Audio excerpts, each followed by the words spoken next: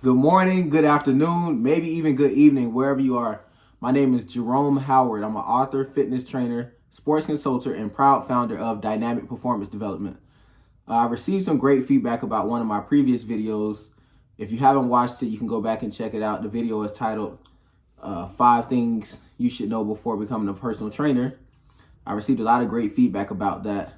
And people asked for me to create another video sharing some similar things. So today I'm going to talk about 5 mistakes you may be making as a trainer, or we can call it 5 mistakes that almost every trainer makes.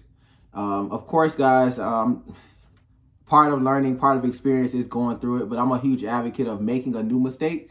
So if somebody whether it be myself or someone else online, has made a certain mistake, feel free to use us as a resource or a mentor to make new mistakes, right? Because at the end of the day, you're going to make mistakes. You're human. If you're not making mistakes, you're not trying. But you don't have to make these mistakes. So similar to my last video, these are in no particular order. These are just certain mistakes that I see almost every trainer make. So get your pen and pad ready. Are you ready? You sure? Not ready. All right, let's do this. All right. The first thing is commingling funds. So what I mean by that is, regardless of if you have aspirations of opening a gym or doing anything alike, if you're training people, you should not be commingling your funds. So what I mean by that is, let's just say you're somebody who works a 9 to 5, right?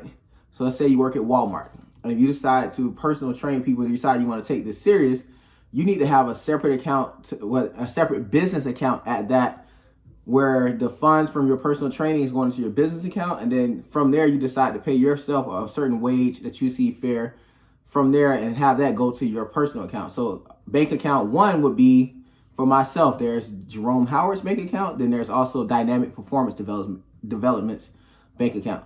So that's the first mistake I see a lot of people make, because again, we all have big goals, big dreams, big aspirations, and a lot of people get themselves in trouble when it comes time to, one, file their taxes, and two, when it's time to do anything from a professional standpoint, whether that's sometimes that's credit cards, that's getting a house, getting a mortgage, anything alike. A lot of times when those funds are commingled, it makes a large mess and a large chaos, and it makes it very hard to decipher. And before we go on, I do want to put it out there that I'm not a CPA. I advise that you guys get with a certified public accountant, also known as a CPA, where they can dive deeper into your unique scenario and give you the best legal advice for your unique situation, because everyone's situation is different. We're just generally speaking here. The next thing I want to speak about is just being unprofessional. Guys, I mean, that unprofessional goes into so many facets when it comes to being a personal trainer. That can be things such as constantly being late, no call, no show, even gossiping to other clients about other clients. Like, all those things are unprofessional. And for a lot of people, I'll just speak for 99% of my clients, a lot of my clients look forward to training because this is the 1 hour in their day where they can pour it to themselves. Many of them carry numerous hats, being fathers, being mothers, being wives, being husbands, being co-workers, siblings. They get pulled from so many different directions that this is the 1 hour they get to pour into themselves. So it's our job, and we should make it our due diligence to give them an excellent experience every single time. So if we're being unprofessional, the last thing they want to do is come from work all day and have to hear about you gossiping about Susie, who was your previous client, and how bad her breath stink, or how, telling all of her personal business that she may or may not have shared with you. Because the moment that, they may listen and be quiet, but in the back of their mind, they're thinking, if you're saying that about Susie, what are you going to say about me? Or if you're not, if I'm paying you for this service and you're not showing up, or you're canceling at the last minute, it just creates a really bad relationship, and sooner than later that client will leave you. The next thing I want to talk about, which I'm really, really big on, is continuing education. There's been a false narrative, especially when it comes to personal training, because similar to most professions, let's just say if you're a lawyer, right, you would have to go to school, go to high school, go to college, go to law school, get your appropriate certification, degrees, whatever, and you have to continue learning. Whereas with a personal trainer, for one, most people aren't certified.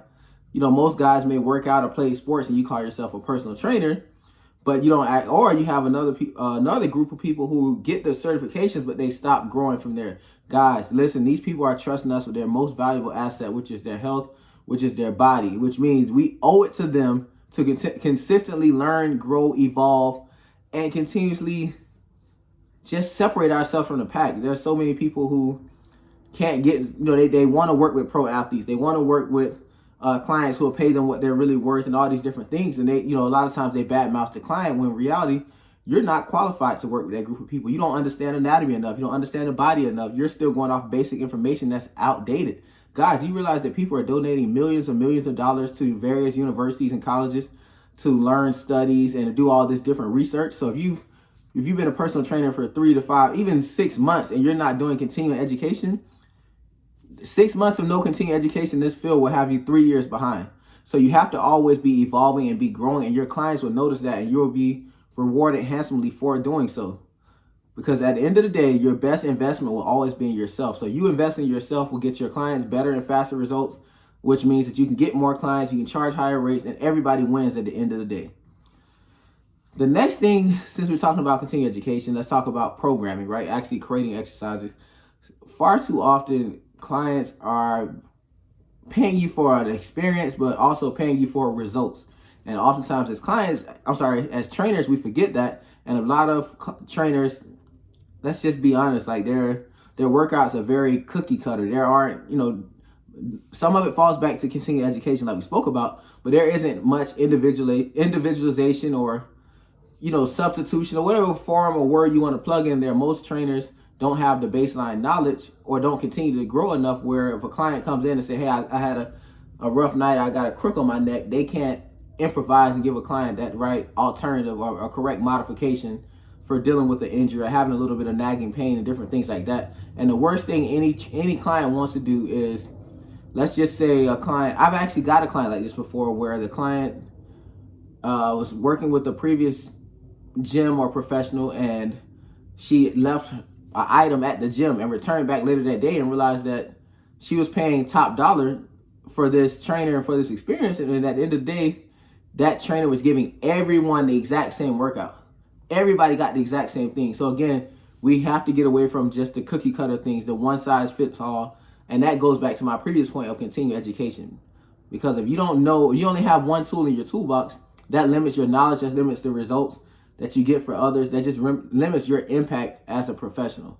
Because what works for John may not work for Adam. What works for Adam may not work for Rosie. What worked for Rosie may not work for Jerome. What works for Jerome may not work for Jamal, and so on and so on. So that's why these guys are paying us as professionals to expedite that process, accelerate that process, and get them results.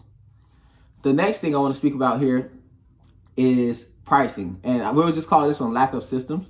But the big thing I see here is that oftentimes we're making our pricing based off of our budget. So you may say, well, I know everyone else is charging $50 an hour, but if I was the client, maybe I'll just charge $15 an hour. And the client will happily pay $50 an hour. But nobody's going to walk up to you and say, hey, charge me more. Charge me, I'll give you free money. But a lot of times, going back to the other point, because we don't do continuing education, or we just make our pricing based off of our pockets, our emotions, and just say, well, I'll pay $20 an hour. Then the client's going to say, okay, cool. And a lot of times what ends up happening is a lot of guys actually leave the career, leave the profession because of burnout and all these different things, when in reality, they're training and working with a lot of people who they shouldn't have worked with, who aren't their target audience and aren't their target client, but because their pricing was off, now they're stuck with people who may not be that serious.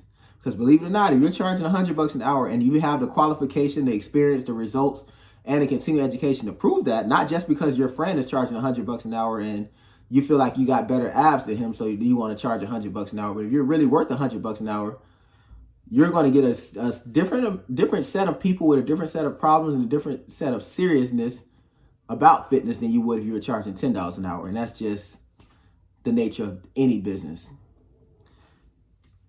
The last, but certainly not least thing here is remembering the ultimate goal. At the end of the day, and we all have various relationships with clients because, again, most of your clients are seeing you 3, 4, sometimes 5 days a week. So at times it may feel like those lines are getting blurred, or it may feel like it's becoming a friendship. But you have to always remind yourself that John is my client and not my friend. John and I may have a lot in common. We may have grew up in the same city. We may even watch the same television shows. But you have to always remember the professionalism. Remember that John is paying you for a service. John has enough friends in his life. John may come to you and vent about a number of things, and that's okay. But at the end of the day, you are a professional. John is paying you for a job. John is expecting a return on investment.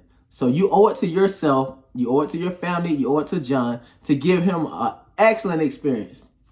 So guys, that video went a little longer than expected, but I wanted to make sure I got everything out. If you guys got any questions at all, I'm here. I want to continue to provide value for you guys. I'm an open book. I want to share all of my experiences, all of my knowledge, and do everything I can to help you guys become the most dynamic version of yourself. Have a great day. Any questions or comments you guys may have, leave them below in the leave them below in the comment section. While you're here, go ahead and like, comment, and subscribe. Guys, I'll continue putting content out there. Wishing you a great week. As always, train dynamic.